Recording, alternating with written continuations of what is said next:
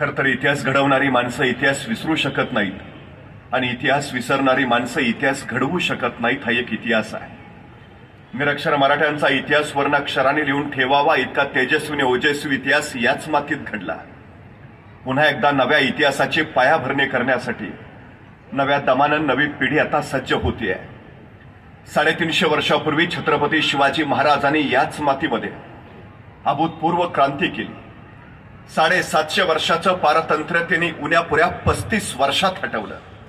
जगाच्या पाठीवरची सगळ्यात मोठी क्रांती आहे जी अवघ्या 35 वर्षाच्या कार्यकाळामध्ये घडली आणि जिनं 750 वर्षाचं पारतंत्र्य हटवलं. ही क्रांती करणारे कुणी प्रशिक्षित नव्हते. त्या कवायती फौजा नव्हत्या. रानावनातली डोंगर दऱ्यातली तुमच्या माझ्या पूर्वजांची ही सगळी पराक्रम गाथा होती.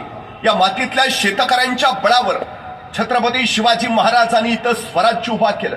50 वर्षाचं आयुष्य आहे महाराजांचं. 50 वर्षातली 10 वर्ष बालपणात गेली, 10 वर्ष रणवण्यावर बसून घोड्यावरून युद्ध खेळण्यात गेली आणि उरलेली 30 वर्ष निर्माण केलेल्या स्वराज्याचं सुराज्य करण्यात गेली. खरं तर एक गोष्ट आपण लक्षात ठेवली पाहिजे. शिवाजी महाराजांनी राज्य उभा केलं, पण या राज्याचं नाव त्यांनी शिवराज्य नाही ठेवलं. ठेवलं असतं तरी आम्हाला अभिमानच वाटला असता, पण नाव ठेवलं स्वराज्य. स्व म्हणजे माझं राज्य. या मातीत उगवलेल्या कुणीही या राज्याच्या नावाचा उच्चार करावा. स्वराज्य, माझं राज्य. आणि मग माझं आहे ना, मलाच लढलं पाहिजे, मलाच झगडलं पाहिजे, मलाच झुंजलं पाहिजे या उर्मीनं इथली माणसं लढत राहिली आणि या मावळ मांद्याळीनं हे स्वराज्य उभा केलं. मला एका प्रश्नाचं उत्तर द्या. आपल्या घरातल्या विजेच्या बल्बला आपण कधी दगड मारतो का? नाही. पण रस्त्यावरची एक तरी ट्यूब आपण नीट ठेवतो का? नाही. का? घरातला बल्ब माझा असतो, रस्त्यावरची ट्यूब माझी नसते. ज्या दिवशी रस्त्यावरची ट्यूब माझी होईल त्या दिवशी हा देश महासत्ता होईल. ही सगळ्यात महत्वाची गोष्ट आहे. त्यामुळे हे माझं आहे आणि मग माझं आहे ना, मग या माझ्यासाठी मलाच उभा राहिलं पाहिजे. ही सगळी प्रेरणा छत्रपती शिवाजी महाराजांनी दिली. हे सगळ्यात महत्वाचं. खरं तर दक्षिण दिग्विजयाच्या निमित्तानं महाराज आंध्र प्रदेशमध्ये गेले. आंध्रातल्या त्या मुक्कामात महाराजांनी श्रीशैल मल्लिकार्जुनचं दर्शन घेतलं. दर्शन घेतल्यानंतर महाराज बाहेर आले. महाराजांनी परिसर निहाळला आणि महाराजांच्या लक्षात आलं मंदिर देखणं आहे, मंदिर सुबक आहे, पण मंदिराला घाट नाहीये. आणि महाराजांनी आंध्र प्रदेशच्या त्या मुक्कामात श्रीशैल मल्लिकार्जुनच्या मंदिराचे सगळे घाट बांधून काढले. आतापर्यंत अनेक जण आले गेले असतील, अनेकांनी श्रीशैल मल्लिकार्जुनचं दर्शन घेतलं असेल, अनेकांनी परिसर निहाळला असेल, पण घाट बांधायला हवेत हे वाटलं ते फक्त शिवाजी महाराजांना. हे त्यांचं सगळ्यात मोठं वेगळेपण आहे. घाट बांधून झाले. एके दिवशी महाराजांनी श्रीशैल मल्लिकार्जुनचं दर्शन घेतलं आणि शिखराचं दर्शन घेण्यासाठी महाराज बाहेर आले. महाराजांनी शिखराकडे बघितलं आणि महाराजांच्या लक्षात आलं मंदिराच्या छतावर प्रत्येक कोपऱ्यात एक गोपूर आहे, पण चौथ्या बाजूचं गोपूर बांधायचं राहिलंय, ते अपुरं आहे. आणि महाराजांना तत्काळ वाटलं हे अपुरं राहिलेलं गोपूर बांधायला हवं. महाराजांनी आंध्र प्रदेश मधले काय मजूर बोलावले. त्यांना सांगितलं हे अपुरं राहिलेलं गोपूर बांधून पूर्ण करा. किती खर्च येईल? मजुरांनी रक्कम सांगितली. महाराजांनी तत्काळ पैसे दिले आणि महाराज पुढच्या मोहिमेला निघाले. महाराजांनी दिलेल्या रकमेच्या बळावर आंध्र प्रदेश मधल्या त्या मजुरांनी श्रीशैल मल्लिकार्जुनच्या मंदिराचं ते चौथं गोपूर बांधून पूर्ण केलं. आणि गोपूर बांधून झाल्यावर ते सगळे मजूर एकत्र बसले. ऐसा राजा होणे नाही. कित्येक आले गेले, कित्येकानी दर्शन घेतले, कित्येकानी शिखरही पाहिले. चौथे गोपूर बांधावयाचे राहिले हे अनेकांनी पाहिले, पण बांधावे असे वाटले कोणालाच नाही. ते वाटले फक्त शिवाजी महाराजांना. ऐसा राजा होणे नाही. अरे धन्य हा राजा सतत आपल्याला समोर दिसायला हवा. या राजांची प्रेरणा आपल्याला मिळायला हवी. काय करता येईल, काय करता येईल. आणि त्या मजुरातला एक मजूर म्हणाला आपण असं केलं तर हे जे चौथं गोपूर आपण बांधलंय त्या चौथ्या गोपुरात आपण महाराजांचीच मूर्ती बसवली तर उत्तम उत्तम उत्तम. आणि आश्चर्य वाटेल, आंध्र प्रदेश मधल्या मजुरांनी वर्गणी काढली आणि श्रीशैल मल्लिकार्जुनच्या मंदिराच्या त्या चौथ्या गोपुरात छत्रपती शिवाजी महाराजांची मूर्ती बसवली. महाराजांच्या हयातीत महाराजांचं उभारलं गेलेलं हे पहिलं जिवंत स्मारक आहे आंध्र प्रदेशमध्ये. महाराज दक्षिण दिग्विजय करून परत निघाले. येता येता कर्नाटकात आले. कर्नाटक मध्ये बेलवाडी नावाचं एक ठाणं आहे. सावित्रीबाई देसाई नावाच्या ठाणेदारीन तिथं राज्य करत होत्या. नवरा मरण पावला होता आणि नवऱ्याच्या पश्चात ठाण्याचा कारभार त्याच बघत होत्या. आमचा सखोजी नावाचा सरदार, त्याला असं वाटलं की सगळं जिंकत निघालोच आहे, तर हे बेलवाडीचं ठाणंही जिंकावं. कुणी सावित्रीबाई देसाई म्हणून आहेत, सहज पराभव करता येईल. त्याने मोजकं सैन्य घेतलं आणि त्या बेलवाडीच्या ठाण्यावर हल्ला चढवला. पण बाई मोठ्या चिवट आणि जिद्दीच्या, त्यांनी सखोजीचा सपशेल पराभव केला. आपला पराभव झालाय हे जर महाराजांना कळालं तर सखोजीनं आणखी बलाढ्य फौज गोळा केली आणि पुन्हा एकदा बेलवाडीच्या ठाण्यावर हल्ला चढवला. यावेळी मात्र सावित्रीबाई देसाईंचा पराभव झाला. विजयाच्या उन्मादात सखोजींनी सावित्रीबाईंना कैद केलं. महाराजांच्या सामने चला आणि कैद झालेल्या सावित्रीबाई निघाल्या. अचानक थबकल्या, गर्दीशी मागं वळाल्या. स्वतःचं तानं बाळ त्याने आपल्या सोबत घेतलं आणि म्हणाल्या, आता चला. तानं बाळ घेतलेल्या सावित्रीबाई देसाई महाराजांच्या पुढ्यात उभा राहिल्या. आपण कैदी आहोत, आपण पराभूत आहोत. हे राजे आता आपल्याला शिक्षा सुनावणार, सजा फरमावणार. पण महाराजांनी सजा सुनावण्या अगोदरच सावित्रीबाई सरदिशी पुढे झाल्या आणि स्वतःच्या हातातलं तानं बाळ त्यांनी महाराजांच्या मांडीवर ठेवलं आणि महाराजांना म्हणाल्या, मी तुमची दोषी आहे, मी तुमची कैदी आहे. काही शिक्षा द्यायची असेल तर मला द्या, पण या सगळ्या प्रसंगात माझ्या या तान्या बाळाचा काही दोष नाही, त्याला दोषीश नको. महाराजांनी मांडीवरच्या त्या ताण्या बाळाकडे बघत स्मित केलं. चिटणीसांना इशारा झाली.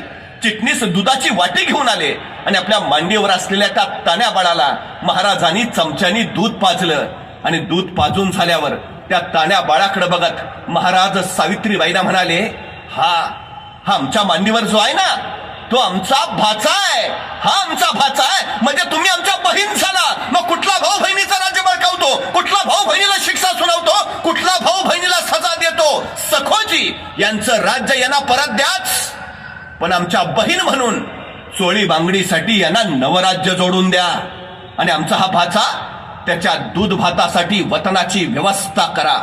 त्या सावित्रीबाईंना काही कळेना. कैसा राजा, कैसा राजा, ऐसा राजा होणे नाही. धन्य धन्य. अरे माझं जिंकलेलं राज्य ताब्यात घेणं राहिलं बाजूला, हा राजा मला आपली बहीण मानतो, माझं राज्य तर मला परत देतोच, पण चोळी बांगडीसाठी नवराज्य जोडून देतो. माझ्या मुलाच्या दूध भातासाठी लोकांना अखंड कळाली पाहिजे. आणि म्हणूनच या सावित्रीबाई देसाईंनी या प्रसंगाची 3 दगडी शिल्प तयार केली. म्हणजे महाराज बसलेत, त्यांच्या मांडीवर ते तानं बाळ आहे, महाराज त्याला चमच्यानी दूध पाजतायत आणि शेजारी सावित्रीबाई देसाई उभा आहेत. अशी ती दगडी शिल्प. कधी कर्नाटकमध्ये गेलात तर धारवाड नावाचा जिल्हा आहे, त्या धारवाड जिल्ह्यात यादवाड नावाचं गाव आहे.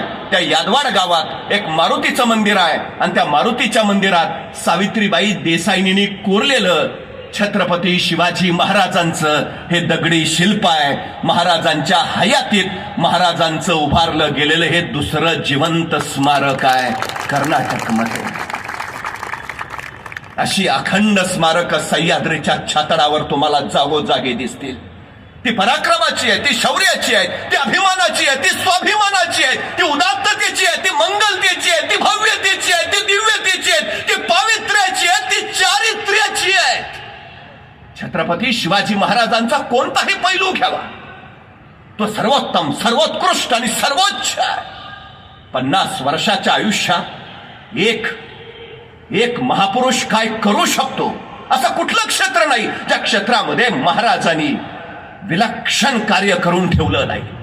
राजकारण हे अर्थकारणाच्या पटावर चालतं, पण छत्रपती शिवाजी महाराजांचं राजकारण हे कायम नैतिक मूल्यांवर चालत राहिलं. हे सगळ्यात महत्वाचं वैशिष्ट्य आहे. 1 लाखाची फौज घेऊन शाहिस्ता खान पुण्याच्या लाल महालात बसला होता. आजूबाजूच्या परिसराला भयानक त्रास देत होता आणि अखेर महाराजांनी दिवस निवडला. अवघे 400 लोक सोबत घेतले, पैकी 300 मागच ठेवले.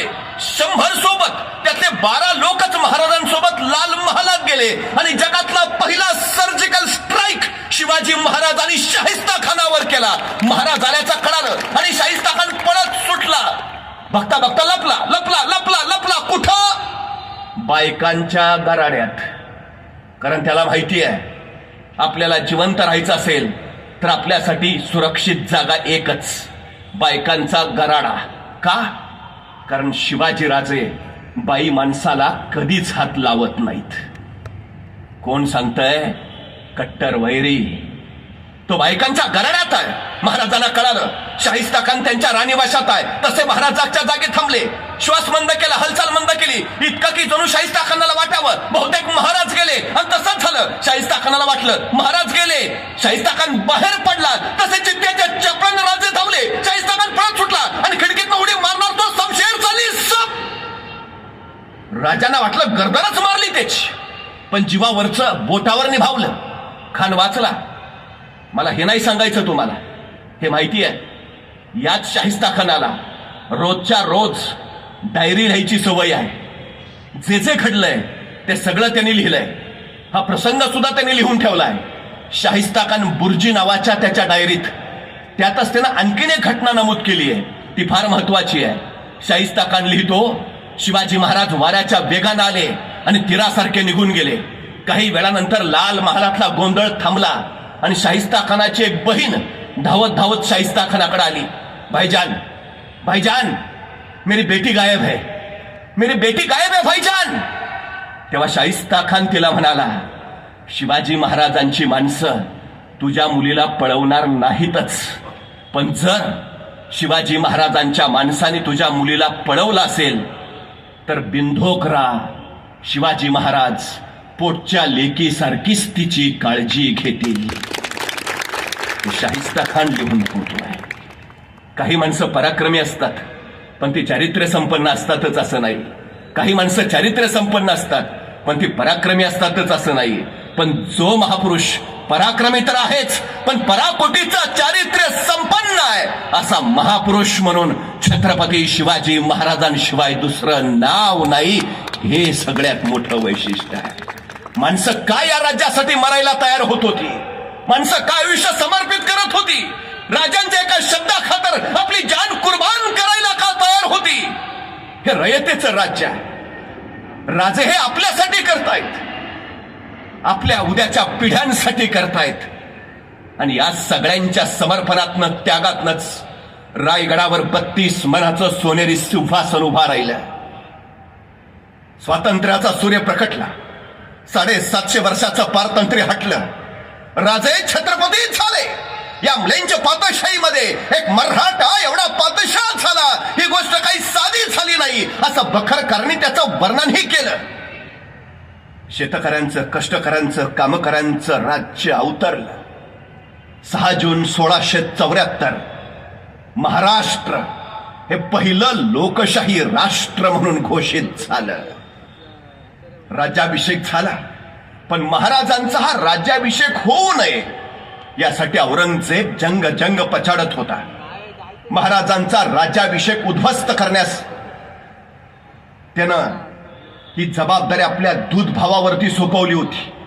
त्याचा दूध भाऊ होता श्रीगोंद्याजवळ भीमेच्या काठावर बहादूरगड नावाचा एक किल्ला आहे. त्या बहादूर गडात त्याचा दूध भाऊ होता, ज्याचं नाव होतं खान जहान बहादूर खान कोकलताश हैबात जंग. कसं जोरदार नाव आहे, खान जहान बहादूर खान कोकलताश हैबात जंग. आता काय काय लोक विचारतात त्याची बायको कसं नाव घेत असेल. आता आपल्याला काय करायचं आहे, पण नाव जोरात आहे. पूर्वी आपली नावं पण जोरात होती, तानाजी, बाजी, येसाजी, कोंडाजी, कडतोजी. म्हणजे कुणी आपलं नाव घ्यावं त्याला जी म्हणावंच लागायचं. आम्ही आमच्या हातानं आमची नावं बदलली, दुसऱ्याची हांजी हांजी करायची सवय लागली. स्वाभिमान दिला होता महाराजांनी, पण याचं नाव जोरात खान जहान बहादूर खान कोकलताश हैबात जंग. राज्याभिषेक उद्ध्वस्त करायची जबाबदारी याच्यावर, पण तरी राज्याभिषेक झाला. औरंगजेब भयान संतापला. त्यांनी खरमरीत पत्र लिहिलं या बहादूर खानाला. अरे तो करतो काय, राज्याभिषेक झाला. या बहादूर खानानं औरंगजेबाला कळवलं, हुजूर मी उत्तरेकडनं प्रचंड प्रयत्न केले, पण बहुतेक त्या खुदाचीच इच्छा होती शिवराय छत्रपती व्हावे. काय अलौकिक उत्तर दिलंय त्याने. मी प्रचंड प्रयत्न केले उत्तरेकडनं, पण बहुतेक त्या परमेश्वराचीच इच्छा होती महाराज छत्रपती व्हावेत. मी बाबर काय करणार. पण औरंगजेबाचा संताप या उत्तरानं जाणार नव्हता. बहादूर खानाला इथे माहिती होतं राग गेला पाहिजे, पण कसा. या बहादूर खानाला औरंगजेबाचं दुखणं माहिती आहे. त्याला माहिती आहे टेबला खालून दिलं की टेबलावरून काम होतं. पैसे म्हटलं की औरंगजेब पागळतो. हे बहादूर खानाला पक्क माहिती होतं आणि म्हणूनच त्यानं तत्परतेनं औरंगजेबाला पत्र लिहिलं, हुजूर जे व्हायचं ते झालं, पण इथं बहादूरगडावर मी 1 कोटी रुपये नगद गोळा करून ठेवलेत आणि 200 दक्षिणी घोडी, बस एवढा पावसाळा संपू द्या, हे 1 कोटी रुपये आणि 200 घोडी मी लगेच आग्र्याला पाठवून देतो. औरंगजेबानं वाचलं, 1 कोटी रुपये भले पट्टे, शाबास शाबास शाबास, दे दे, लवकर लवकर लवकर पाठवून दे. 1 कोटी म्हणल्यावर औरंगजेब निम्मा खाली. पण बहादूरगडावर 1 कोटी नगद आहेत ही बातमी जेवढ्या वेगात आग्र्याला औरंगजेबाला कळाली, त्याच्या दुप्पट वेगात ती रायगडावर महाराजांना समजली की बहादूरगडावर 1 कोटी नगद आहेत. महाराज म्हटले, बरं झालं, नाहीतर राज्याभिषेकाला खर्च झालाच होता. वैशिष्ट्य बघा, औरंगजेबाला आग्र्यात बातमी कळतीये आणि दुसऱ्या क्षणाला ती महाराजांपर्यंत पोचतीये. महाराजांच्या यशामागं होतं ते त्यांचं गुप्तहेर खातं. ते इतकं विलक्षण काम करत होतं की महाराजांनंतर आज 350 वर्षांनीही त्यांच्या गुप्तहेर खात्यातल्या बहिर्जी नायकांशिवाय दुसरं कुणाचंही नावही आपल्याला माहिती नाही. इतकी गोपनीयता त्या गुप्तहेर खात्यात तेव्हापासून आहे. हे कार्य किती विलक्षण आहे.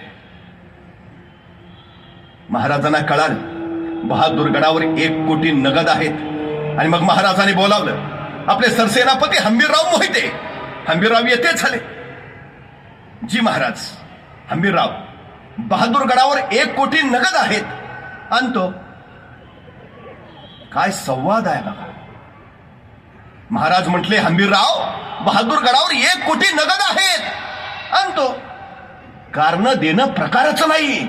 शिवचरित्र संपूर्ण काढा, तुम्हाला एकही घटना, एकही प्रसंग असा नाही दिसणार की महाराजांनी जबाबदारी दिली आणि कुणी कारण सांगितली. अजिबात नाही. जी माणसं कारण सांगतात ती माणसं आयुष्यात कधीही यशस्वी होत नाहीत. ही सगळ्यात महत्वाची वस्तुस्थिती आहे. शिवचरित्रात तुम्हाला कारण देणाराच भेटत नाही, प्रश्नच नाही. अहो बघा ना, आमच्या तानाजींनी मुलाचं लग्न काढलंय. पत्रिका द्यायला महाराजांकडे आले. रायबाच्या लग्नाला यायचं बरं का. मात्र राजांची नजर आहे कोंढाण्यावर आणि कोंढाण्याकडे पाहता पाहता राजे तानाजीला म्हणाले, तान्हा, कोंढाणा घ्यायचं म्हणे रे. तसं सर्दी सुटले तानाजी. हातातल्या पत्रिका फेकल्या. राजा आधी लगीन कोंढाण्याचं, मग रायबाचं, आणि पोराचं लग्न टाकून तानाजी कोंढाण्याचं लग्न करायला गेले. गेले गेले गेले असे गेले की रायबाचं लग्न करायला परत आलेच नाहीत. मला राऊंड राऊंड प्रश्न पडतो, काय दिलं असेल हो महाराजांनी? का महाराज म्हणले असतील तानाजीला, ताना तेवढा कोंढाणा घे, मग पंचायत समितीच्या तिकिटाचं तुझं बघतो. काय दिलंय? काही नाही हो. महाराजांनी कधीच कुणाला नाही सांगितलं मी म्हणतोय म्हणून ये, मी म्हणतोय म्हणून कर, मी म्हणतोय म्हणून लढ. नाही, महाराजांनी स्पष्ट सांगितलं, तुला जर वाटत असेल तुझ्या पोरी बाळींची अब्रू सुरक्षित राहावी तर ये. तुला जर वाटत असेल हे तुझं राज्य तुझंच राहावं तर ये. तुला जर वाटत असेल तुझ्या उद्याच्या पिढ्या सुखात नांदाव्यात तर ये. मी सांगतोय म्हणून नव्हे, प्रेरक म्हणून महाराज असंख्यांना प्रेरणा देत राहिले आणि स्वतःच्या मातृभूमीसाठी हजारो समर्पण द्यायला तयार झाले. हे सगळ्यात मोठं यशस्वीतेचं कारण आहे. कारण देणं प्रकार नाही, महाराज हंबीररावांना सांगतायत. आणि महाराज सांगितल्याबरोबर दुसऱ्या क्षणाला हंबीरराव म्हणतायत, आणतो. कारण नाही, हंबीरराव असं नाही म्हणले, नाही बरोबर आहे महाराज, पण जरा दिवस पावसाळ्याचे आहेत, मलाही जरा सर्दीची अलर्जी आहे, बघू ना पावसाळा झाल्यावर. नाही, हंबीरराव, बहादूरगडावर 1 कोटी नगद आहेत. आणतो. बरं, आणणं सोपं आहे? अहो, त्या बहादूरगडावर 35,000ची खडी फौज आहे. त्या 35,000 फौजेच्या तावडीत मग 1 कोटी आणणं म्हणजे किमान 50,000ची फौज घेऊन जायला हवं. मग महाराजांकडे 50,000ची फौज आहे? नाही हो. स्वराज्याची पद्धत अशी, दसऱ्याला सीमोल्लंघन करावं, स्वराज्य संवर्धनासाठी बाहेर पडावं, अक्षय तृतीयेला परत यावं आणि शेतीच्या कामाला लागावं. महाराजांचा राज्याभिषेक उरकून स्वराज्याचं सगळं सैन्य आपापल्या गावी शेतीवाडी करायला गेलंय. रायगडावर सैन्य आहे कुठं? मग पण आपल्याकडे दंगल झाली, आणीबाणी आली तर राज्य राखीव दल येतं. राज्य राखीव दल ही संकल्पना सुद्धा शिवाजी महाराजांची. रायगडावर कायम 10,000ची रिझर्व्ह फोर्स असायची, राज्य राखीव दल. हंबीररावांनी काय केलं, या 10,000 राखीव दलातले 9,000 आपल्या सोबत घेतले, 1,000 रायगडाच्या रक्षणासाठी तिथंच ठेवले. घेतलेल्या 9,000 फौजेचे त्यांनी परत 2 भाग केले. एक भाग केला 2,000चा, दुसरा भाग केला 7,000चा. 2,000ची फौज हंबीररावांनी स्वतः सोबत घेतली आणि हंबीरराव रायगडावरनं निघाले. ते पुण्यात आले आणि पुण्यातून पुणे सोलापूर हायवेनं सांडस पाटस करत श्रीगोंद्याच्या म्हणजे बहादूरगडाच्या अलीकडं करकुंब नावाचं गाव आहे, त्या करकुंबला येऊन थांबले. तिथून बहादूरगड एका झेपेचा. 2,000 फौजेनिशी हंबीरराव करकुंबला, तर त्यांच्या हाताखालचा सरदार उरलेली 7,000ची फौज घेऊन निघाला. तो रायगडावरनं पुण्यात आला आणि पुण्यातनं पुणे अहमदनगर रस्त्याने रांजणगाव शिरूर करत तो अहमदनगरला पोहोचला आणि अहमदनगरवरनं श्रीगोंद्याकडं म्हणजे बहादूरगडाकडे निघाला. मराठ्यांची 7,000ची फौज नगरवरनं जशी बहादूरगडाकडे निघाली, त्याने एका छल्ल कल्लोळ करायला सुरुवात केली. हर हर महादेव, जय भवानी, ढोल ताशे बनवायला सुरुवात केली. अवघा कल्लोळ कल्लोळ उठला, रणघोष दाटत राहिला आणि मराठ्यांचा हा कल्लोळ बहादूरगडाच्या कानावर गेला. कुणीतरी हेर धावत धावत बहादूर खानाजवळ पोहोचला. हुजूर, क्या हुआ? ते आले. कोण? मराठे हुजूर. मराठे दिवसा? ते तर रात्री येतात. दिवसा कसे आले? पण तोपर्यंत रणघोष त्याच्याही कानात बसला. त्याला काही कळे ना. आणि खरं आहे बरं, महाराजांच्या सगळ्या लढाया रात्रीच्या, जेवढ्या लढाया झाल्या त्यातल्या निम्म्याच्या वर लढाया या अमावस्येच्या रात्रीच्या. दिवस शुभ आहे का? मुहूर्त काढलाय का? प्रकार नाही. शत्रूच्या बलाढ्य फौजेशी मुकाबला करायचा आहे. आपलं सैन्य थोडं आहे. अमावस्येच्या किरण काळोखाचा फायदा उठवावा आणि शत्रूच्या बलाढ्य फौजेवर येवल्याशा फौजेनं छापेमारी करत विजय मिळवावा, हे शिवाजी महाराजांचं युद्धतंत्र. त्यामुळे मोगलांना माहिती आहे महाराजांच्या सगळ्या लढाया रात्रीच्या, मराठे दिवसा येतच नाहीत. त्यामुळे बहादूर खानाची खात्री आहे. पण तरी त्याच्या कानावर हर हर महादेवचा जयघोष पडला आणि त्याची खात्री पटली. आलेत पण जारती दिवसा आलेत, भयानक आले असणार. कारण आपलं 35,000चं सैन्य इथं आहे. त्यांच्याशी झुंजायला मराठे दिवसा आलेत म्हणजे मराठे किमान 50,000 तरी असणार. बहादूर खानानं तयारी केली. बहादूर गडावरचे 35च्या 35,000 बाहेर काढले.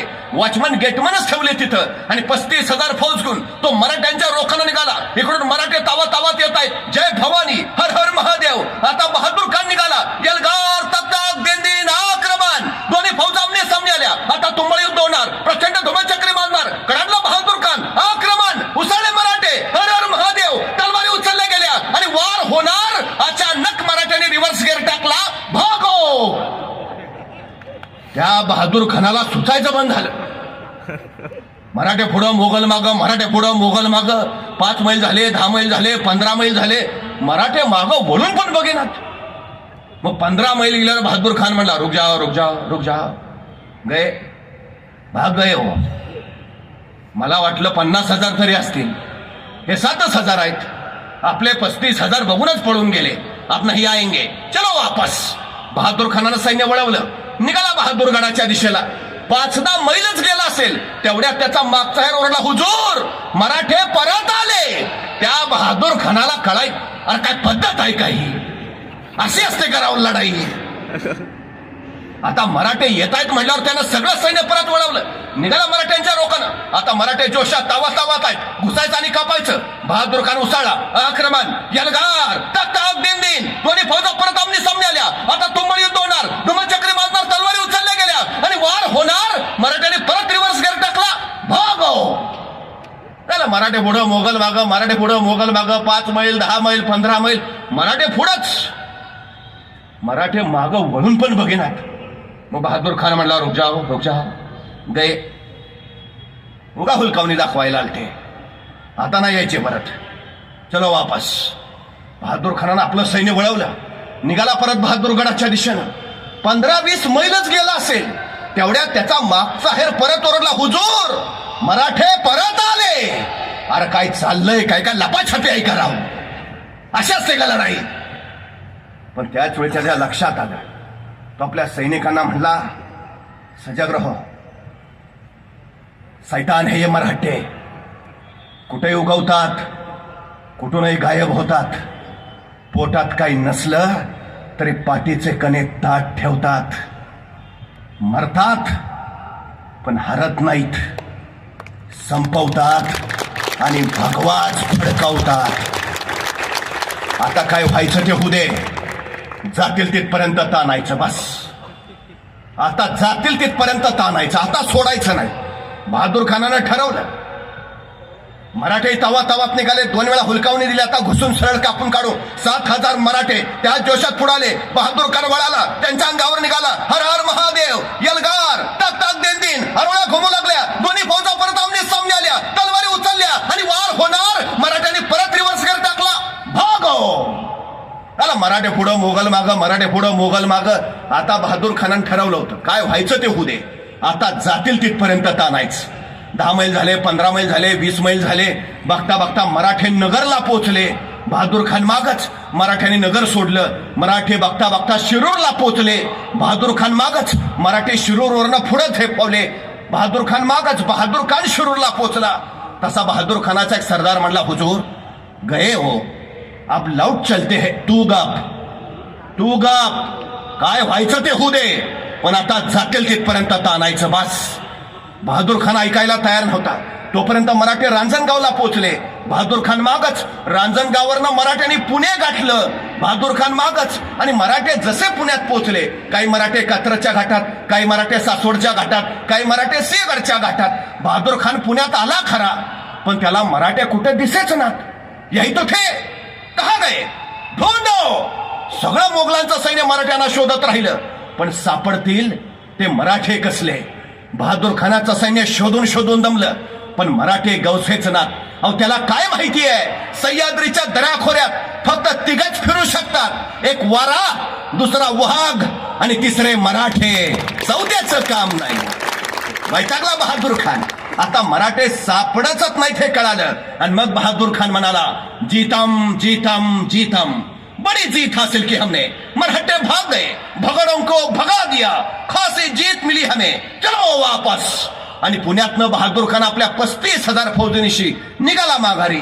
पण 35,000 फौजेनिशी बहादूर खान पार पुण्यात येऊन पोहोचलाय. एवढीच बातमी हेरानी करकुमला उभा असणाऱ्या हंबीरराव मोहितेंना दिली.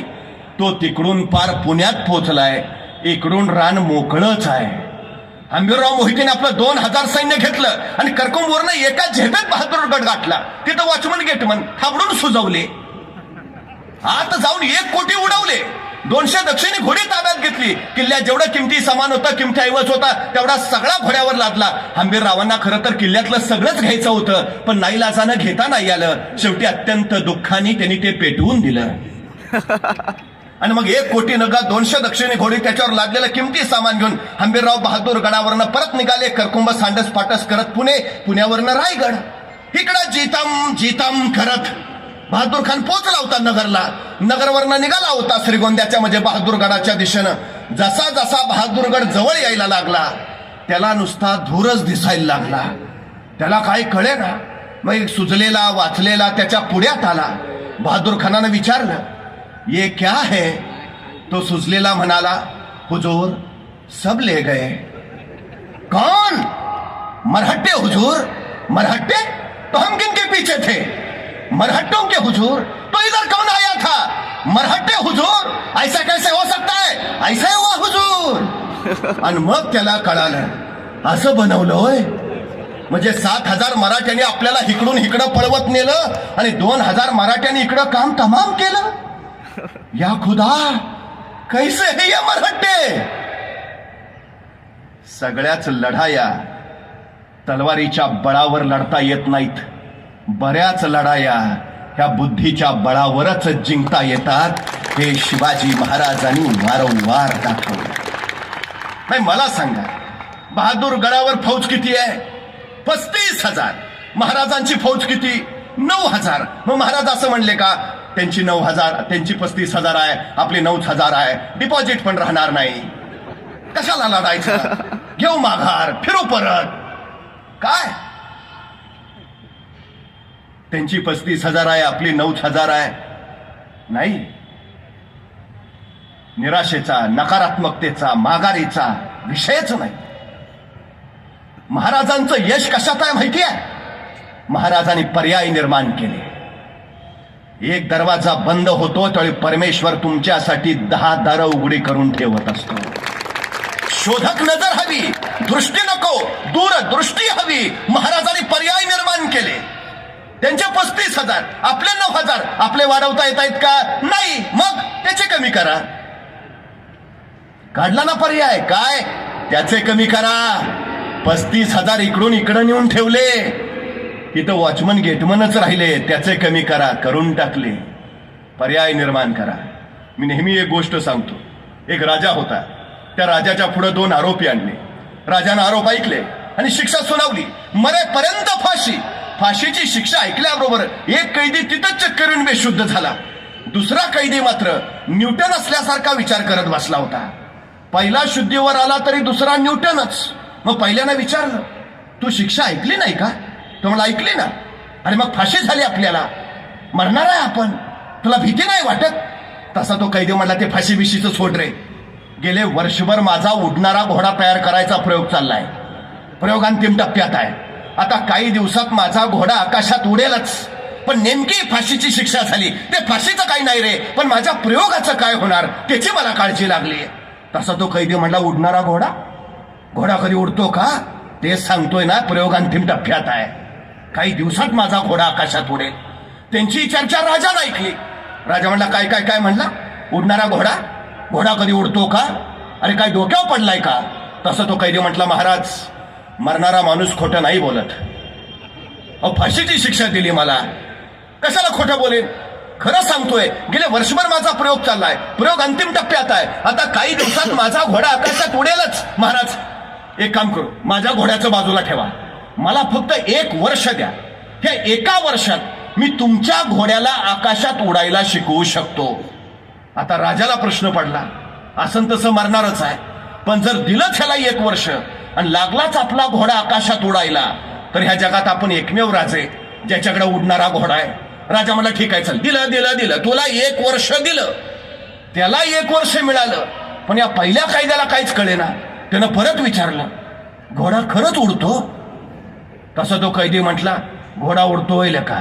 अरे मग राजाला खोटं का सांगितलंस? हे बघ, तू तुझं आजचं मरण फक्त उद्यावर ढकलतोय.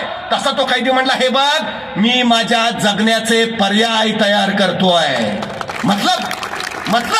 मतलब या 1 वर्षात काही घडू शकतं. म्हणजे अरे ह्या 1 वर्षात मला फाशी देणारा राजाच मरू शकतो. आणि तो नाही मेला तर? अरे या वर्षात माझा नैसर्गिक मृत्यू होऊ शकतो. आणि तो पण नाही मेला तर? ज्या राजाच्या घोड्याला आकाशात उडायला शिकवायचा आहे तो घोडा मरू शकतो. आणि तो पण नाही मेला तर घोडा खरंच उडू शकतो. अरे काही होईल ना, वर्ष आहे माझ्याकडं. मी आता हार कशाला मानू? मी आता माघार कशाला घेऊ? मी आता परत कशाला फिरू? मी लढत राहीन. जोपर्यंत मी जिंकत नाही तोपर्यंत मी झुंजत राहीन. महाराजांनी दिलेला सर्वोत्तम महामंत्र आहे. जिंकत नाही ना तोपर्यंत माघारी फिरायचं नाही. पर्याय निर्माण करा. झेपावत राहा. झेपावता येत नाही, पळत जा. पळता येत नाही, चालत जा. चालता येत नाही, रांगत जा. रांगता येत नाही, सरपटत जा. सरपटता येत नाही, घसरत जा. पण जा. जोपर्यंत पोचत नाहीस तोपर्यंत पुढे जात राहा. पुढे यश स्वागताला उभा आहे. पर्याय निर्माण केला महाराजांनी. आपले वाढवता येत नाही ना, त्यांचे कमी करा. 35,000चे पर वॉचमन गेटमन आणून ठेवले. 1 कोटी मिळवले. मला सांगा, या सगळ्यात महाराजांचं काय नुकसान झालं? बरं, प्रत्यक्ष लढाई झाली? महाराजांची काय हानी झाली? काय तोटा झालाय? फायदा? 1 कोटी. आता पार्टी नाही. परिणामांची पर्वा न करता केलेली कृती तुम्हाला अपयशाकडे नेते, तर परिणामांची पर्वा करून केलेली कृती तुम्हाला यशस्वी बनवते. महाराजांनी फक्त 1 कोटी मिळवण्या इतपत नियोजन केलं नव्हतं. महाराजांनी 1 कोटी मिळाल्यानंतर पुढं काय त्याचाही विचार करून त्याचंही नियोजन केलं होतं. तुम्ही काम किती करता याला महत्व नाही, तुम्ही काम कसं करता हेही महत्वाचं नाही, तुम्ही तुमच्या कामाचं नियोजन कसं करता हे फार आणि फार महत्वाचं आहे. 50 वर्षाचं आयुष्य आहे महाराजांचं, पण या 50 वर्षाच्या आयुष्यात एकही घटना अशी नाही, एकही प्रसंग असा नाही की ज्याचं महाराजांनी नियोजन केलं नाही. अहो ते जाऊ द्या, आईच्या गर्भात असतानाच ज्याच्या आयुष्याचं नियोजन ठरलंय असा जर कोणी महापुरुष या सृष्टीत जन्माला आला असेल तर छत्रपती शिवाजी महाराजांशिवाय दुसरं नाव नाही. एकही नाही, आयुष्यात एकही प्रसंग नाही की ज्याचं महाराजांनी नियोजन केलं नाही. महाराजांच्या आयुष्यात एक आणि एकमेव घटना ज्याचं महाराजांनी नियोजन केलं नव्हतं ती म्हणजे महाराजांचा मृत्यू. फक्त त्याचंच नियोजन नव्हतं, पण बाकी एकही नाही. महाराजांनी विचार करून ठेवलाय. बहादूर गडावरनं बहादूर खानाच्या तावडीतनं 1 कोटी मिळवल्यावर हा बहादूर खान गप्प नाही बसणार. तो नगरचं सैन्य गोळा करेल, तो संभाजीनगरचं सैन्य गोळा करेल, तो नाशिकचं सैन्य गोळा करेल, त्याचं स्वतःचं 35,000 अशी लाखाभराची फौज उभा करेल आणि रायगडावर हल्ला चढवेल. लाखाची फौज घेऊन जर बहादूर खान रायगडावर आला तर रायगडावर आपली फौज आहे 10,000. राजधानी राखावी कैसे? मग बहादूर खानाचं आक्रमण थोपवलं पाहिजे, थोपवलंच पाहिजे. कधीपर्यंत? आपलं सैन्य परत येईपर्यंत. आपलं सैन्य परत कधी येणार? पावसाळा संपल्यावर. पावसाळा कधी संपणार? 4 महिन्यानंतर. 4 महिन्यानंतर म्हणजे 4 महिने बहादूर खानाचं आक्रमण थोपवलं पाहिजे. सुरू झालं महाराजांचं राजकारण आणि महाराजांनी आपले वकील काझी हैदर त्यांना बहादूर गडावर पाठवलं.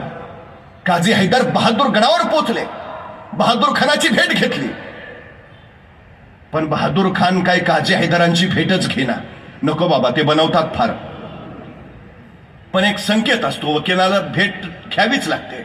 नाईलाजानं बहादूर खान काझी हैदरना भेटला. हां, क्या है? तसे काझी हैदर म्हणले, हुजूर, आपल्यावर कोसळलेल्या दुःखाची आम्हास तीव्र जाणीव आहे. हे असे दिवसाढवळ्या 1 कोटी जाणं साधी बात नव्हे. आपल्या अंतकरणाला किती यातना झाल्या असतील आम्ही समजू शकतो, पण हुजूर, आमच्याकडनं चुकून झालं हो हे. It's an accident. अपघात होता हा.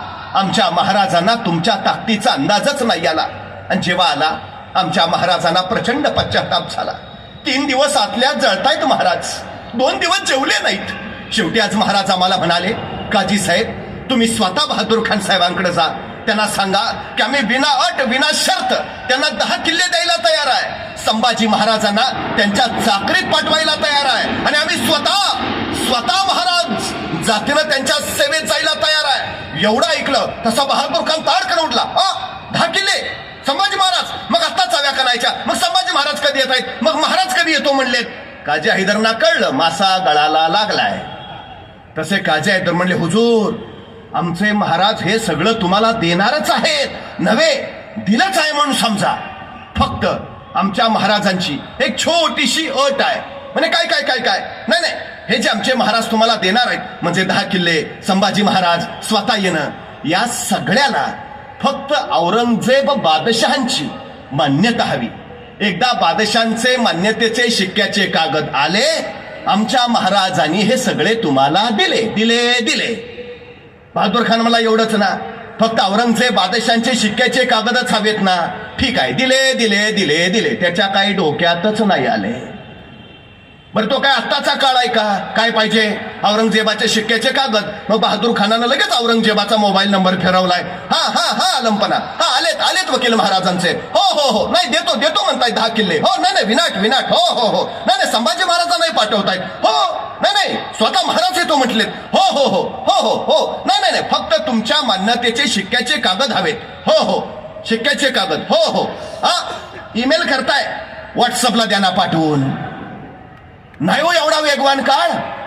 मग काय हवंय? शिक्क्याचे कागद. तो निरोप घेऊन सांडानी स्वार महाराष्ट्रातनं आग्र्याला जाणार. जायला लागणार 2 महिने. आग्र्यातून तो बादशांचे शिक्क्याचे कागद घेणार आणि आग्र्यातून परत महाराष्ट्रात येणार. यायला लागले 2 महिने. झाले किती? 4 महिने. आक्रमण किती काळ थोपवायचं आहे? 4 महिने. आता महाराज एवढं सगळं आयतं द्यायला तयार आहेत म्हणल्यावर बहादूर खान 4 महिने निवांत. पण या 4 महिन्यात महाराजांनी मात्र रायगडावर 80,000ची फौज गोळा करून ठेवली. आणि मग महाराज म्हटले, ये आता कधी पण. पण आग्र्यावरनं औरंगजेबाचे शिक्क्याचे कागद आले. सांडणीस्वार बहादूरगडावर पोचले. तसं बहादूर खानाला तातडीनं 2 वकील लगेच रायगडावर पाठवले. जा जा जा, ते शिक्क्याचे कागद महाराजांना द्या आणि त्यांच्याकडनं ते 10 किल्ले संभाजी महाराज काय ते सगळं घेऊन या. बहादूर खानाचे वकील पोचले रायगडावर. महाराजांची भेट घेतली. महाराजांनी विचारलं, बोला काय काम काढलं? तसे वकील म्हटले, नाही, ते तुमचे वकील आले होते आमच्याकडं. कोण? ते काजी हैदर. कशाला? ते तुम्ही नाही का आमचे 1 कोटी पळवले? कधी? अहो तुमचे ते हंबीरराव आलते. कुठं? अहो तुमचे ते हंबीरराव आलते, त्यांनी 1 कोटी पळवले. मग काजी हैदर आले, ते म्हणले 10 किल्ले देतो, संभाजी महाराजांना पाठवतो. ताडकन उठले महाराज. तुमच्या त्या बहादूर खानानं तलवारीचा असा कुठला तेग दिमाग दाखवला की आमचा पुत्र धडावा तुम्हाकडं. तुरंत चालते व्हा, नाहीतर अपमान पावाल. मान खाली घालून गेली हो वकील. तिकडं बहादूर खान वाटच बघत होता. जसे वकील आले, बहादूर खानाने विचारलं, क्या हुआ? वकील म्हटले, पुन्हा फसवलं हो. करतो काय? बरं त्यानं सगळं कळवलंय हो औरंगजेबाला. 10 किल्ले देतायत, संभाजी महाराजांना पाठवतायत, शिक्क्याचे कागद पाठवलेत त्याच्यावर. आता काय म्हणायचं औरंगजेबाला? आता काय कळवायचं? बिचाऱ्या बहादूर खानानं जे घडलं होतं ते सगळं औरंगजेबाला कळवलं आणि शेवटी लिहिलं, त्या शिवाजी महाराजांनी आम्हाला परत फसवलं हो. त्याच्या या पत्राला औरंगजेबानं जे उत्तर पाठवलंय ते आम्ही आमच्या पोरांच्या पाठ्यपुस्तकात छापायला पाहिजे. औरंगजेब बहादूर खानाला लिहितो, तुम्ही माझे सरदार इथून प्रचंड बचमेत घेऊन जाता, अफाट खजिना देता, बलाढ्य फौजा घेऊन जाता आणि तिथं त्या सह्याद्रीच्या दऱ्याखोऱ्यात त्या शिवाजी राजांबरोबर लुटूपुटूच्या लढाया खेळता आणि नंतर मला कळवता त्या शिवाजी राजाने आम्हाला फसवलं. अरे ते शिवाजी राजे तुम्हाला फसवतात तरी कसे आणि तुम्ही फसता तरी कसे? औरंगजेबाच्या याही पत्राला बहादूर खानानं उत्तर पाठवलं, हुजूर तुम्ही मला विचारलं ते शिवाजी महाराज आम्हाला कसे फसवतात आणि आम्ही कसे फसतो. हुजूर ते शिवाजी महाराज आग्र्यात सुद्धा आले होते, तुम्हाला कसं फसवलं? आम्हालाही तसंच फसवलं. तुम्ही पेडगावचा शहाणा म्हण ऐकली असेल. आपल्याकडे म्हणतो मस्त पेडगावचा शहाणा आहे. ही म्हण पडली कुणावरनं माहितीये? हा बहादूरगड पेडगाव मध्ये आहे आणि तिथला हा शहाणा बहादूर खान, त्याला महाराजांनी 3 वेळा फसवला. म्हणून अवघा महाराष्ट्रातल्या पिढ्यानपिढ्या पेडगावचा शहाणा म्हणून त्याचा उल्लेख करतात. जोपर्यंत शिवाजी महाराज जिवंत होते, औरंगजेब चुकून महाराष्ट्रात आला नाही. चुकून. त्याला भीती होती. सरदारांचा पराभव झाल्यावर किमान सरदारांवर रागावता तरी येत आहे. शिवाजी महाराजांनी आपलाच पराभव केला तर रागवावं कुणावर? इतिहासातलं आपलं मानाचं पान खराब होऊ नये म्हणून औरंगजेब महाराजांच्या हयातीत चुकून महाराष्ट्रात आला नाही. पण महाराजांना माहिती आहे आज ना उद्या औरंगजेब येणार. राज्याभिषेकाच्या वेळी शिवाजी महाराजांनी स्वराज्याचा अर्थसंकल्प मांडलाय आणि अर्थसंकल्पामध्ये शिवाजी महाराजांनी महाराष्ट्रातल्या गडकोटांसाठी 2.5 लाख होनांची तरतूद करून ठेवली आहे. अर्थसंकल्पात 1 होन ₹4.25, 2.5 लाख होन म्हणजे त्याचे झाले 7.5 लाख रुपये. 7.5 लाख रुपयांची तरतूद महाराजांनी महाराष्ट्रातल्या गडकिल्ल्यांसाठी केली. मंत्रीगण म्हटले, महाराज एवढा खर्च गडकोटांसाठी 7.5 लाख रुपये? महाराज म्हटले, हा खर्च नाही, ही गुंतवणूक आहे, ही गुंतवणूक आहे. आणि मग महाराज म्हणाले, औरंगजेब आज ना उद्या स्वराज्यावर चालून येणार हे निश्चित. कदाचित मी असेन, कदाचित मी नसेन, पण महाराष्ट्र झुंजला पाहिजे. महाराष्ट्र आणि हे स्वराज्य चिरंतन राहिलं पाहिजे. त्यासाठी ही गुंतवणूक आहे. काय होरा होता महाराजांचा? सगळ्याच लढाया रणांगणावर नव्हेत, सगळ्याच लढाया तलवारीनं नव्हेत, तर बऱ्याच लढाया अर्थकारणावर सुद्धा खेळल्या जातात आणि महाराजांनी ती लढाई उद्याच्या औरंगजेबाच्या स्वारीसाठी आखून ठेवली आहे. महाराष्ट्रात राज्याभिषेकाच्या वेळी 360 किल्ले होते.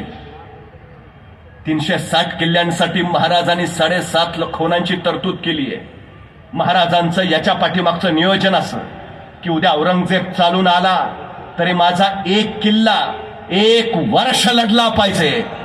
एक किल्ला जर 1 वर्ष लढला तर माझे सगळे किल्ले घ्यायला औरंगजेबाला 360 वर्ष लागतील. पण नुसतं एवढंच नियोजन नाही, महाराजांनी त्याच्या पुढचंही नियोजन केलंय. कदाचित औरंगजेब यात यशस्वी होईल, तो महाराष्ट्रातले किल्ले घेईलही. म्हणूनच महाराजांनी महाराष्ट्रापासून 650 किलोमीटर लांब पल्ला गाठला.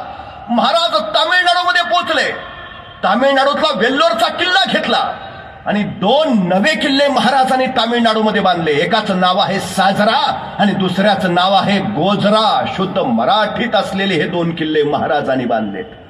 पण तरीही अत्यंत कडेकोट सुरक्षेसाठी बिकट गड म्हणून ज्याची ख्याती होती त्या किल्ल्याकडे महाराजांचं लक्ष होतं, ज्याचं नाव होतं जिंजीचा किल्ला. जिंजीचा किल्ला साधा नाही, 3 डोंगरांवर बसलाय तो. चंद्रगिरी, रायगिरी आणि सूर्यगिरी. हजारो फूट उंचीवर पाण्याचा खंदक आहे आणि त्याच्या आत तो जिंजीचा किल्ला अभेद्य, जिथं कोणी पोहोचूच नाही शकत. 40,000ची फौज घेऊन महाराज जिंजीचा किल्ला घ्यायला गेले. महाराजांनी किल्ला निरखला आणि महाराजांच्या लक्षात आलं 40,000 फौजींशी जिंजीचा किल्ला घ्यायचा तर किमान 2.5 महिने लागतील. महाराजांनी विचार केला, 40,000 सैनिकांचा 2.5 महिन्याचा खर्च.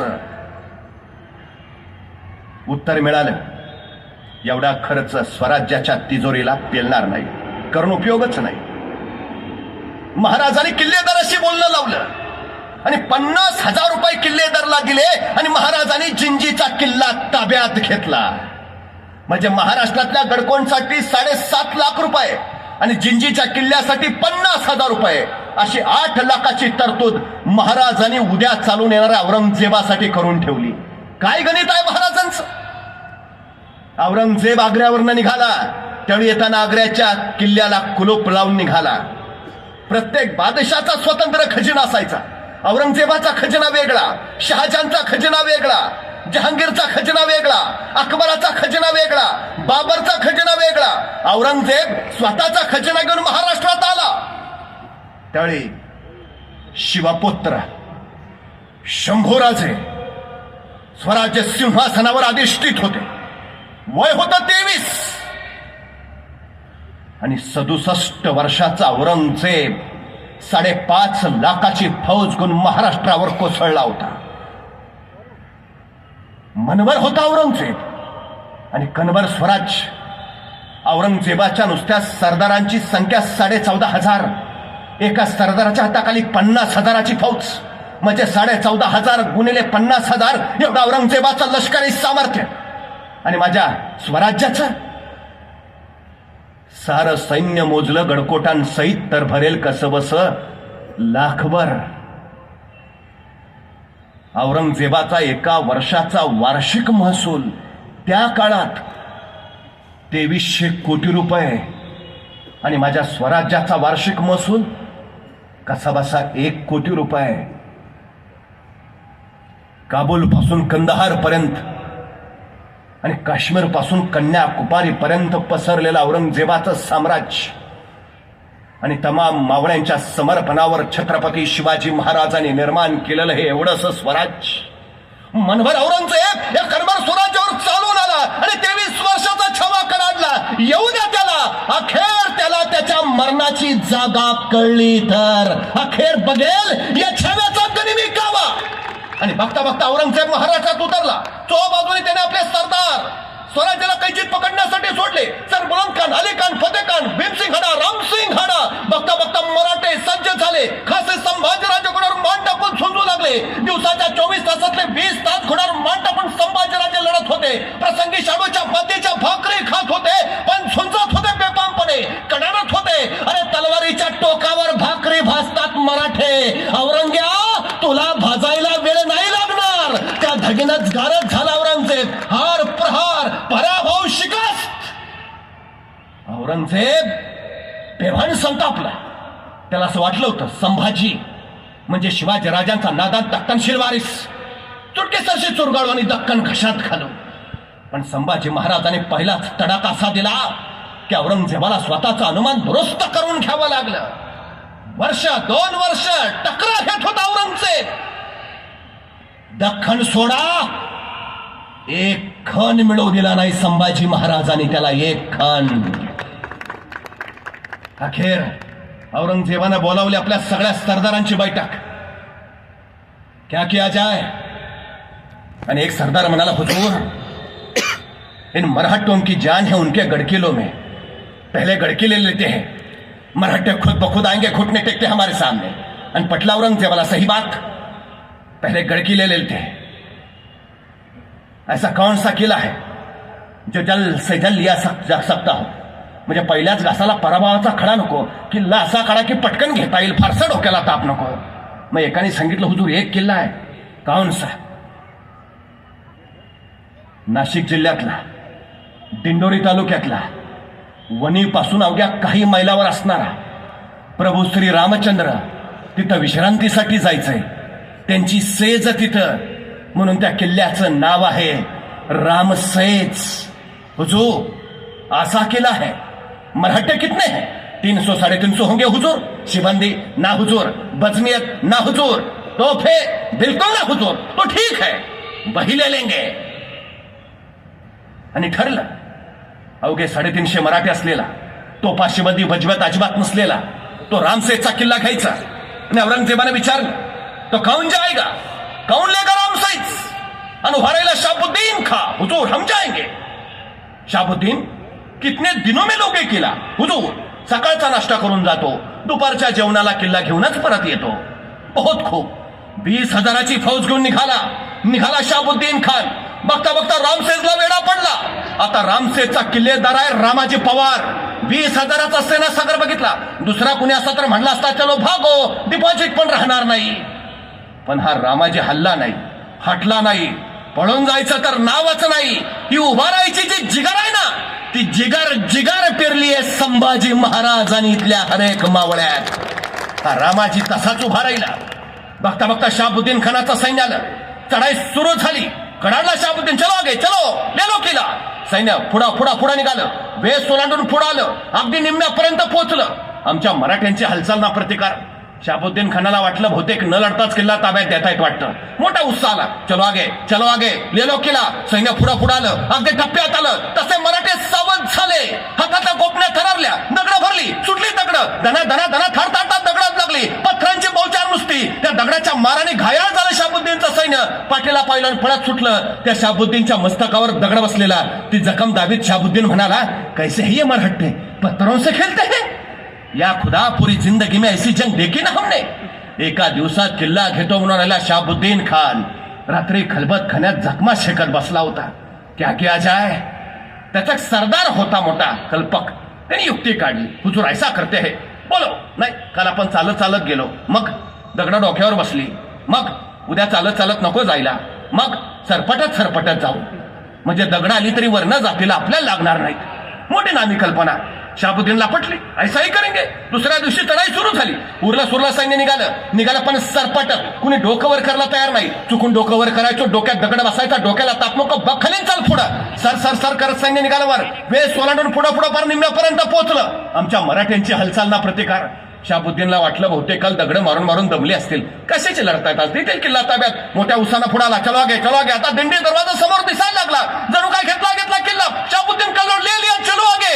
सरपटणारं सैन्य अगदी जवळ आलं. तसे मराठे जागा सूद झाले. रात्रभर जागून तटबंदीवर मोठमोठ्या दगडी शिळा गोळा करून ठेवलेल्या. हे सरपटणारं सैन्य जवळ आलं. तशा त्या दगडी शिळा दिल्या नुसत्या ढकलून. गडगडा करत शिळा सुटल्या खाली. त्या सरपटणाऱ्या प्राण्यांना पार चेंगरून मेंगरून मग तळ जाऊन थांबल्या. शाहबुद्दीनचं उरलं सैन्य पाट्याला पाय लावून पळत सुटलं. आठवडा झाला, महिना झाला, 2 महिने झाले, 6 महिने झाले. शाहबुद्दीनला काही कळे ना. ये मराठे हमें ऊपर नहीं आने देते, खुद नीचे नहीं आते, सामने नहीं आएंगे तो लड़ेंगे कैसे, लड़ेंगे ही नहीं तो जीतेंगे कैसे, क्या किया जाए? त्या शहाबुद्दीनला काही कळे ना. शेवटी परत त्याने आपल्या सरदारांची बैठक बोलावली. क्या किया जाए? महाबत खान नावाचा तोपखाना प्रमुख होता त्याचा. कमला हुजूर, ये मराठे हमें ऊपर नहीं आने देंगे, खुद नीचे नहीं आएंगे, सीधा तोप मारा शुरू करते हैं. 20-25 तोपे हमारे पास, गोलाबारी चालू करेंगे, किला आधे घंटे में काबिज हो जाएगा. आणि पटलं शहाबुद्दीनला, सही बात महाबत खा, तयारी करो, कल सुबह तोप मारा शुरू करेंगे. आणि ठरलं. महाबत खान तयारीला लागला. त्या रात्री शहाबुद्दीन खान निवांत झोपला. म्हणलं आता कटकट नाही, उद्या येतोय किल्ला ताब्यात. सगळी छावणी गाढ निद्रा दिन. आणि बरोबर रात्री 1-1:30च्या सुमारास 100 मराठे किल्ल्यावरनं अलगद खाली उतरले आणि सरळ या झोपल्या शहाबुद्दीनच्या छावणीत घुसले. सपासप कत्तली चालू झाल्या. आक्रोश किंकाळ्या आरोळ्या, रक्ताच्या चिरकांड्या, मृत्यांचे प्रांतांचे कच. शहाबुद्दीन खान खडबडून जागा झाला. क्या हुआ? छापा हुजूर, कौन थे? मराठे हुजूर, कहां गए? निकल गए हुजूर. संतापला शहाबुद्दीन. सीधा हमारे डेरे पर छापा. ये मजाल महाबत का, तोफे लगाओ, अभी क्या भी. आता रात्रीचे 2 वाजलेत आणि शहाबुद्दीन सांगतोय तोफे लगाओ अभी क्या भी.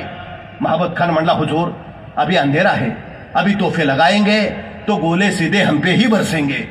सुबह तक राह देखते हैं. सरपडला शहाबुद्दीन, पण पर्याय नव्हता. पण आता ठरलं होतं, आता सोडायचं नाही बस. दुसऱ्या दिवशी सकाळी 6 वाजता शहाबुद्दीन शाही हत्तीच्या अंबारीत बसला. 21-22 तोफा किल्ल्याच्या दिशेने तोंड करून ठेवल्या. दारुगोळा ठसून भरलाय, वातान बाहेर काढलीये.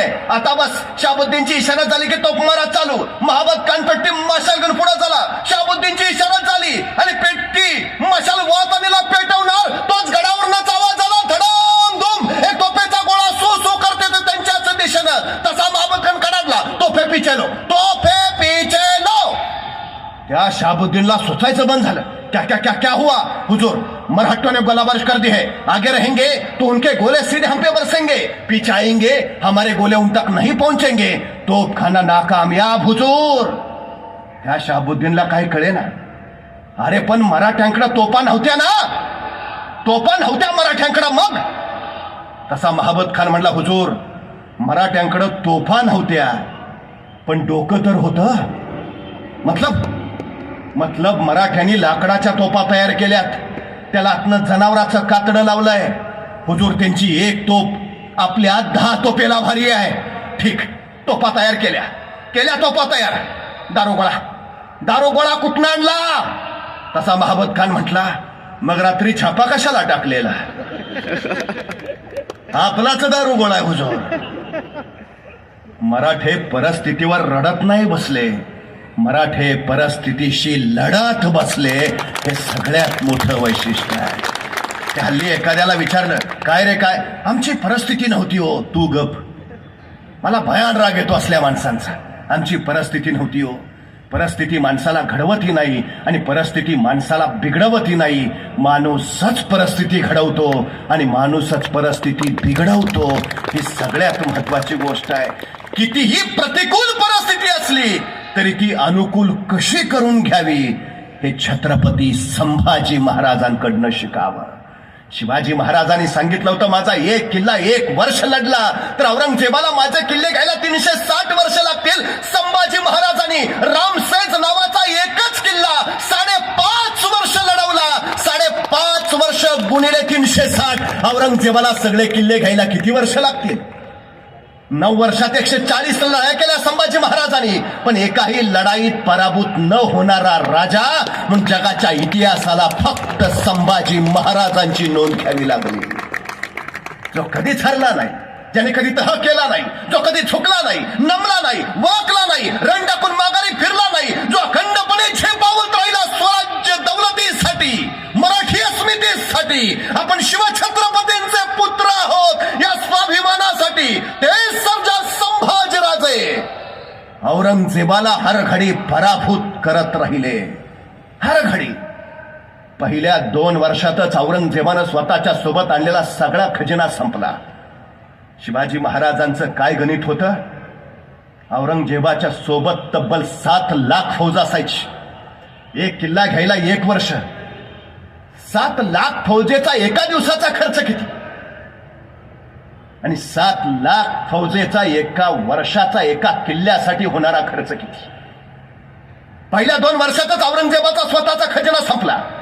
मग त्यांनी शहाजहानचा खजिना मागवला, तोही संपला. मग त्यांना जहांगीरचा खजिना मागवला, तोही संपला. मग त्यांना अकबराचा खजिना मागवला, तोही संपला. मग त्यांनी बाबरचा खजिना मागवला, तोही संपला. आणि या 9 वर्षात संभाजी महाराजांनी तर औरंगजेब पुरता संपवला.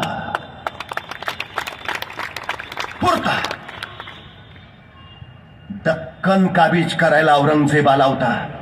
स्वतःला गाडण्यापुरती 3.5 हात जमीन घेऊन इथंच शांत झाला आणि इतिहासानं नवा अध्याय लिहिला. जो महाराष्ट्राच्या नादाला लागतो त्याचा औरंगजेब होतो.